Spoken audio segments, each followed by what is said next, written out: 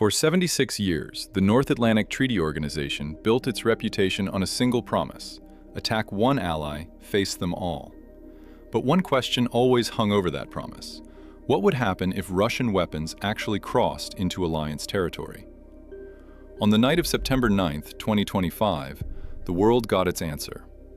Russian drones that crossed into Poland on September 9th were shot down by Dutch fighter jets in what North Atlantic Treaty Organization officials confirmed was the first time the bloc's planes had fired on potential threats in Allied airspace. That sentence sounds contained. It is not.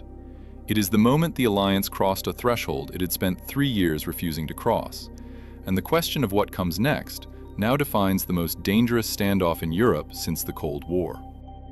Poland confirmed it shot down multiple Russian drones that violated its airspace in the night between September 9th and 10th, 2025, during Moscow's latest large-scale strike on Ukraine. The drones were not aimed at Poland. They were part of a mass strike on Ukrainian targets along the border. But their flight paths crossed the line, and this time the alliance did not look away. Polish Prime Minister Donald Tusk described the incursions as a large-scale provocation, saying a huge number of Russian drones crossed into Polish skies during the assault, which targeted several Ukrainian regions. Warsaw wasn't just angry, it was alarmed. The question wasn't whether the alliance would respond, it already had.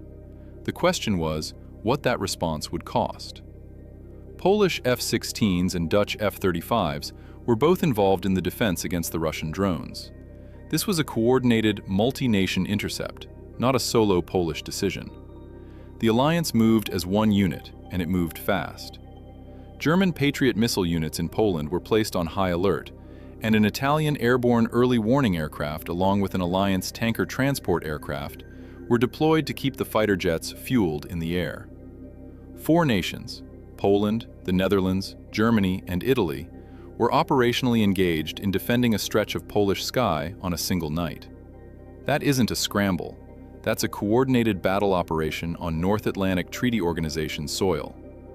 Colonel Martin O'Donnell, a spokesperson for the Supreme Headquarters Allied Powers Europe, confirmed to ABC News that this was the first time North Atlantic Treaty Organization planes had engaged potential threats in Allied airspace. The alliance didn't bury that fact. It stated it clearly, publicly, within hours. That choice, to name the precedent out loud, was itself a signal directed at Moscow. The engagement marked the first confirmed destruction of a Russian asset over North Atlantic Treaty Organization territory since the start of Russia's full-scale invasion of Ukraine in 2022. 3 years of Russian drones flying over Allied countries, crashing in Romanian fields, loitering over Estonian forests, buzzing Norwegian coastlines, and the alliance had held fire every single time. September 9th ended that restraint permanently. So what actually triggered it? Why that night and not the dozens of previous overflights? Most Shahed-type drones are pre-programmed to hit a target before launch, and if Moscow did not want the risk of crossing into North Atlantic Treaty Organization territory, it could have steered clear of risky areas on the Poland-Ukraine border, as the Russians had done for the most part over the previous 3 years since they invaded Ukraine in February 2022. That's the critical point. Russia had the technical means to avoid this. It chose not to use them, or it simply stopped caring whether it did. The scale of the intrusion made Moscow's excuses hard to digest, given that recent history is littered with gray zone behavior by Russia, in which the envelope of its escalatory actions widens, even if Russia later insists an incident was an error or blames another party. The pattern wasn't ambiguous, it was deliberate, a slow, methodical push against the alliance's tolerance, testing where the real red line sat. Just days after the Poland incident, a Russian drone lingered nearly an hour over Romanian territory on September 13th.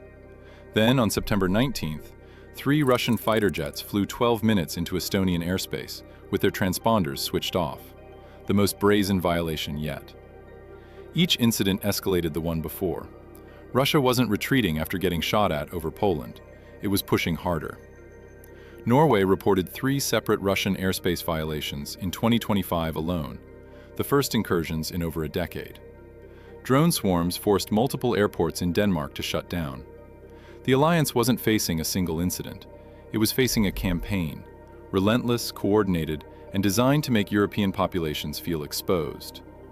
This is precisely where the story gets more dangerous. Because the question isn't just whether North Atlantic Treaty Organization jets shot down a few drones over Poland. The real question is whether September 9th changed the rules of engagement across the entire alliance. And if you want to follow exactly how that decision is reshaping Europe's security posture right now, subscribe, because the consequences rolling out from that single night in Polish airspace are only getting sharper. Following the Poland incident, North Atlantic Treaty Organization allies began discussing easing rules for pilots to permit them to shoot down Russian aircraft, according to a report by the Financial Times. That conversation had been happening quietly for months. Now it was being forced into the open. 4 North Atlantic Treaty Organization officials told the Financial Times that there was no timeline or obligation to agree on any change in posture, and that a shift might not be announced publicly. That last detail matters enormously. An unpublicized rule change is more destabilizing than a public one, because Moscow wouldn't know exactly where the new threshold sat. Uncertainty, deliberately engineered, becomes a deterrent tool. European Commission President Ursula von der Leyen told the European Parliament directly that this was a deliberate and targeted gray zone campaign against Europe, and that Europe must respond. She didn't frame it as a series of accidents.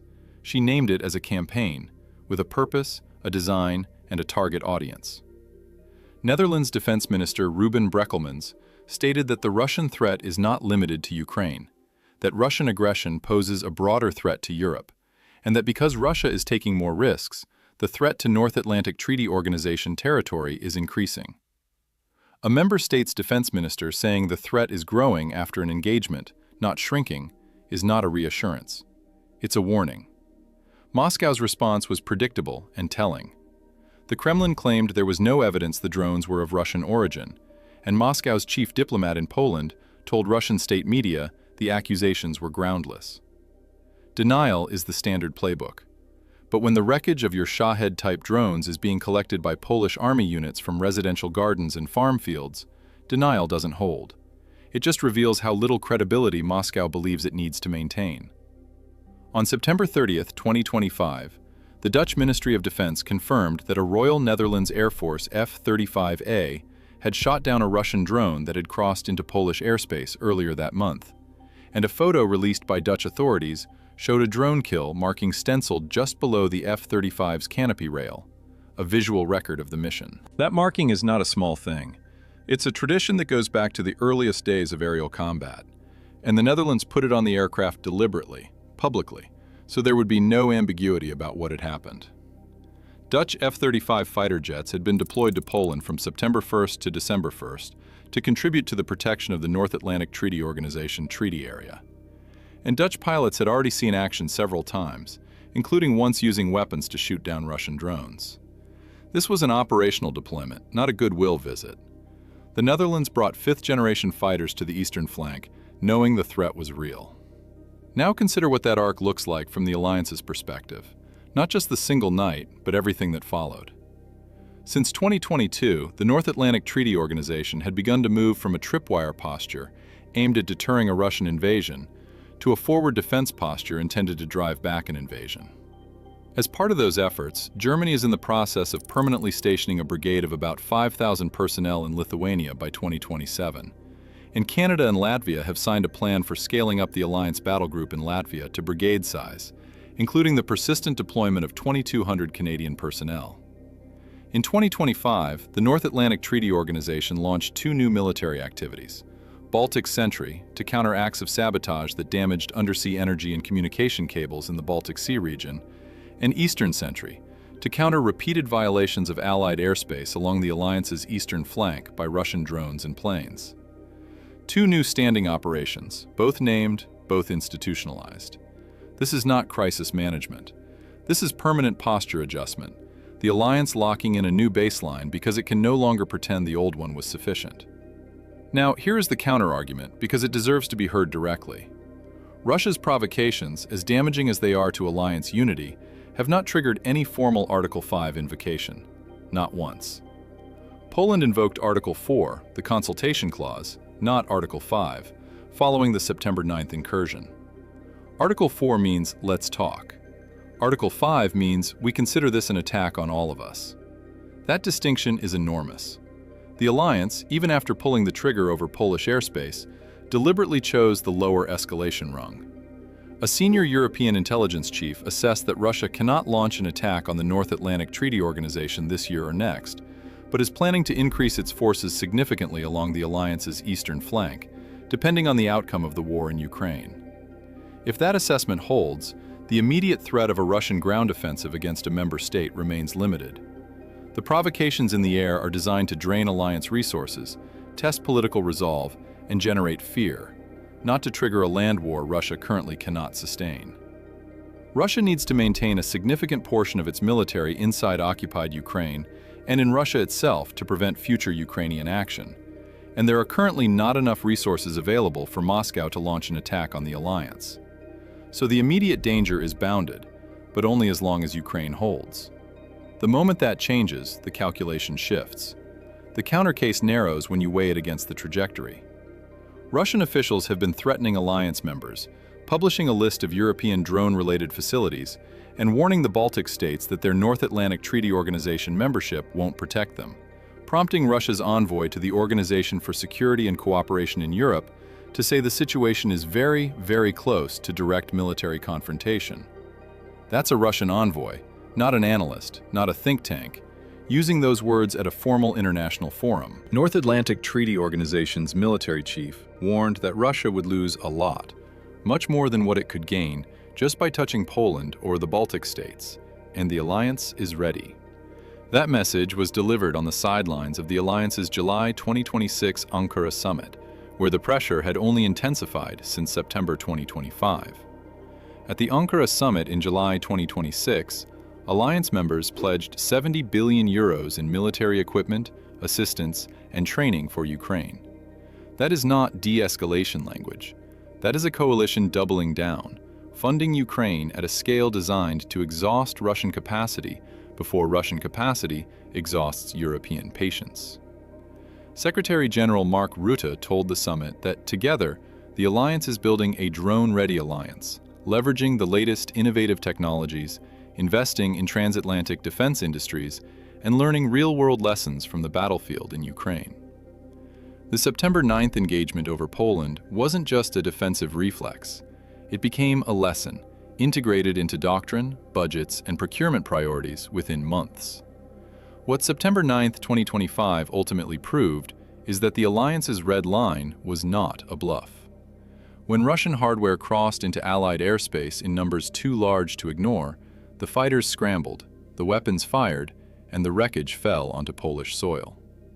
The threshold that analysts had debated for 3 years turned out to be real, and crossing it came with consequences.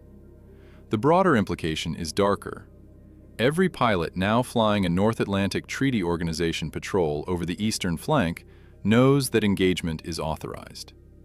Every Russian mission planner knows their drones can be destroyed on Allied territory. The rules of this conflict have permanently changed, not on a battlefield in Ukraine, but in the skies over a Polish province called Lublin, on a night when the world was watching something else.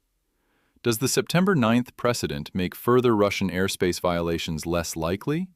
Or does it make a Russian response to being shot at more likely? And if the alliance continues to expand its rules of engagement, at what point does deterrence become provocation in Moscow's calculus? Tell me what you think in the comments. And if you want to keep tracking how this standoff develops across Europe's eastern flank, subscribe, because the line drawn over Poland in September 2025 is still being tested.